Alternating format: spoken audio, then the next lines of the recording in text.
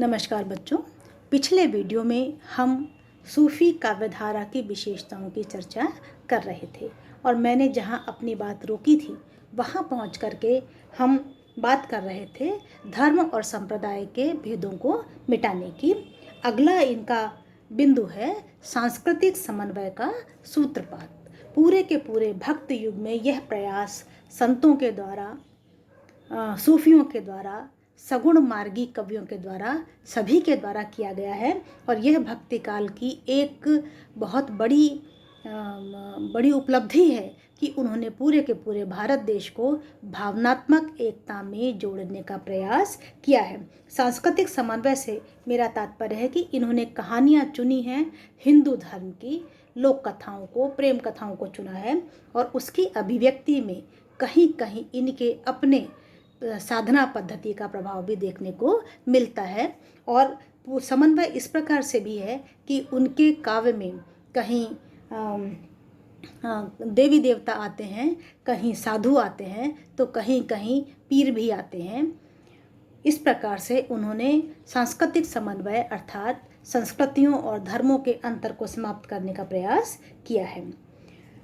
अगले बिंदु के रूप में इन्होंने जीवन मूल्य के रूप में प्रेम की स्थापना की है।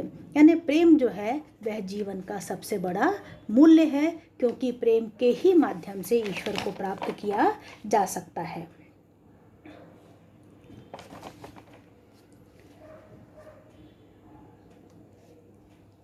और चूंकि दोनों ही निर्गुण धाराओं में निर्गुण ईश्वर में विश्वास करते हैं, संत भी और सूफी भी, इसीलिए उनका ये मानना है कि वह जो निर्गुण निराकार परमात्मा है, उसकी ज्योति, उसका सौंदर्य, उसकी उपस्थिति इस संसार के कण कण में व्याप्त है और उसी की ज्योति से यह सारा का सारा संसार प्रकाशित है। ये रहस्यवाद का भी एक उदाहरण यहाँ पर आप देख सकते हैं कि वे कहते हैं प्रकृति के कण कण में वह ज्योति अपना रूप दिखाती है, अपनी चमक दिखाती है। रवि शशि नखत दिपहि ओहि ज्योति, रतन पधारथ मानिक मोती, जह जह बिहसी सुभावहि हसी, तह तह छिटक ज्योति परगटी।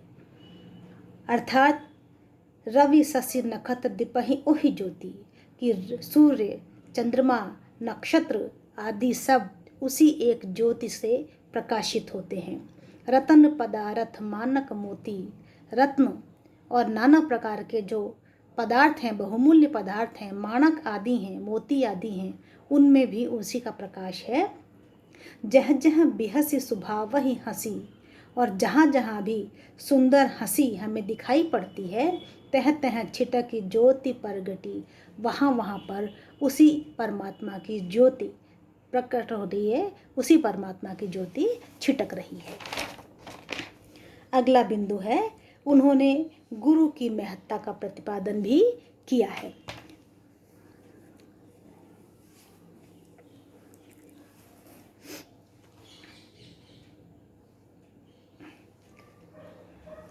अर्थात जिस प्रकार से संत काव्य में गुरु की उपस्थिति बहुत महत्वपूर्ण थी और वे ये मानते थे कि गुरु के बिना ज्ञान नहीं होता है, उसी प्रकार सूफी ये मानते हैं कि गुरु ही आकर के उन्हें उस परमात्मा की दिशा में मोड़ता है। यदि हम पद्मावत की बात करें तो पद्मावत में जो सुग्गा है, हीरामन तोता है, वह हीरामन तोता रत्नसेन के लिए गुरु का काम करता है, क्योंकि वही आकर के रत्नसेन को पद्मावती के रूप, सौंदर्य और गुणों से परिचित कराता है, जिसे सुनने के बाद रत्नसेन को यह अभिलाषा जागृत होती है कि वह पद्मावती को प्राप्त करे। तो इन सभी के काव्य में गुरु की महत्ता हमें देखने को मिलती है। फिर इन्होंने प्रकृति का रागात्मक चित्रण किया है, यह इनकी एक अगली विशेषता है। रागात्मक से आशय है प्रकृति के बहुत खुल करके वर्णन किया है, बहुत सुंदर वर्णन किया है। प्रकृति के वर्णन में इन्होंने ऋतु वर्णन का सहारा लिया है, 6 ऋतु वर्णन किया है, 12 मासा वर्णन किया है और 12 मासा का वर्णन नागमती के वियोग वर्णन के रूप में बहुत सुंदर रूप में हमारे सामने आता है। कहीं कहीं वह विरह वर्णन अतिशयोक्तिपूर्ण भी हो जाता है। अगला बिंदु है, अगली विशेषता है, इनके काव्य में शैतान की अवधारणा भी देखने को मिलती है।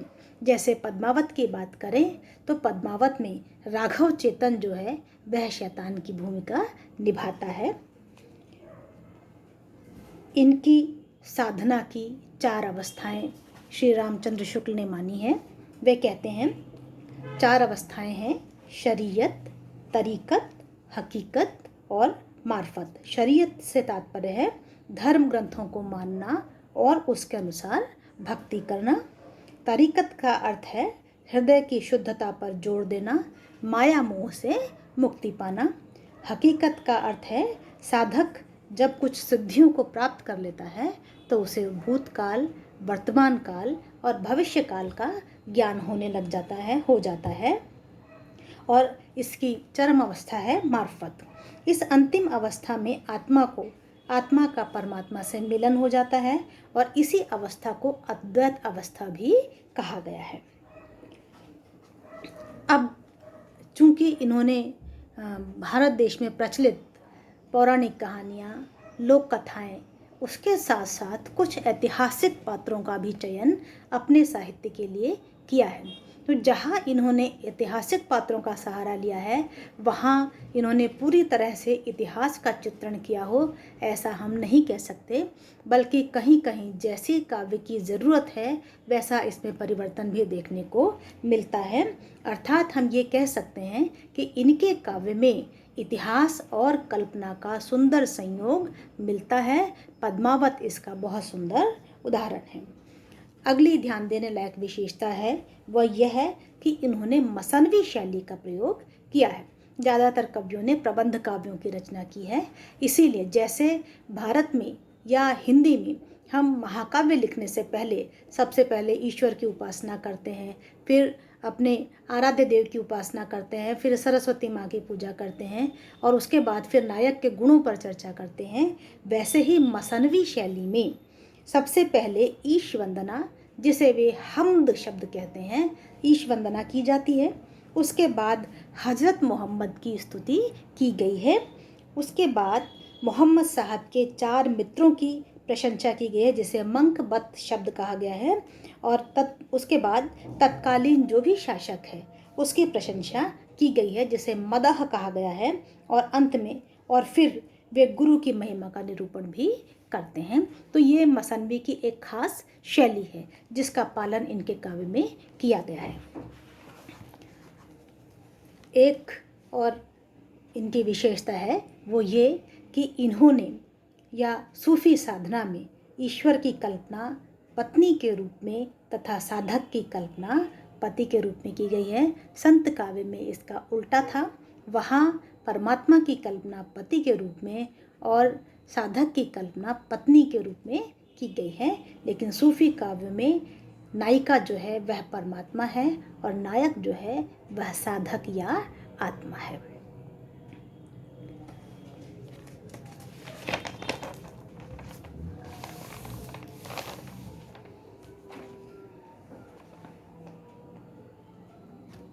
और इस प्रकार से हम ये कह सकते हैं कि जितने भी सूफी कवि हैं उन्होंने अपने प्रेमाख्यानों के माध्यम से देश में सांस्कृतिक समन्वय का, धार्मिक और जातिगत मतभेदों को मिटाने का प्रयास किया है। और इनका ज़्यादातर कार्यक्षेत्र अवध प्रदेश था, इसलिए ज़्यादातर की भाषा में अवधी भाषा मिल जाती है। कहीं कहीं हमें पंजाबी और राजस्थानी के भी प्रभाव देखने को मिलते हैं। जैसे ढोला मारू का काव्य जो है वह राजस्थानी में लिखा गया है। कुछ रचनाएं ब्रज भाषा में लिखी गई हैं, जैसे नंददास की रूप मंजरी जो है वह ब्रज भाषा में लिखी गई है। नारायण दास की चिताई वार्ता राजस्थानी मिश्रित ब्रज में लिखी गई है। और दामोदर कवि द्वारा लिखा हुआ लखम सेन पद्मावती कथा राजस्थानी में है। ढोला मारूरा दोहा पुरानी राजस्थानी में है। असाइद द्वारा लिखा हंसावली राजस्थानी भाषा में ही लिखा गया है। इसके अलावा जितनी भी रचनाएं हैं जैसे सत्यवती कथा, मृगावती, पद्मावत, मधुमालती, माधवानल काम कंदला, चित्रावली, रसरतन, ज्ञानदीप, हंस जवाहिर, इंद्रावती, ये सभी रचनाएं अवधी भाषा में लिखी गई हैं। ज़्यादातर ने दोहा और चौपाई शैली को काम में लिया है।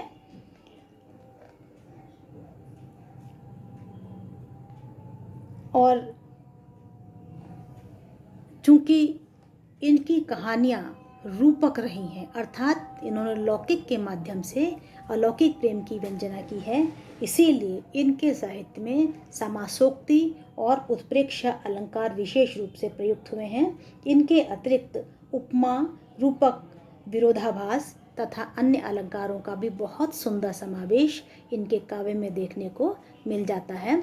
कुल मिलाकर कहा जाए तो भारत देश की भावनात्मक एकता को बनाए रखने में और सांस्कृतिक समन्वय की दृष्टि से सूफी काव्य और संत काव्य दोनों का ही बहुत ज़्यादा महत्व हमारे हिंदी साहित्य में है।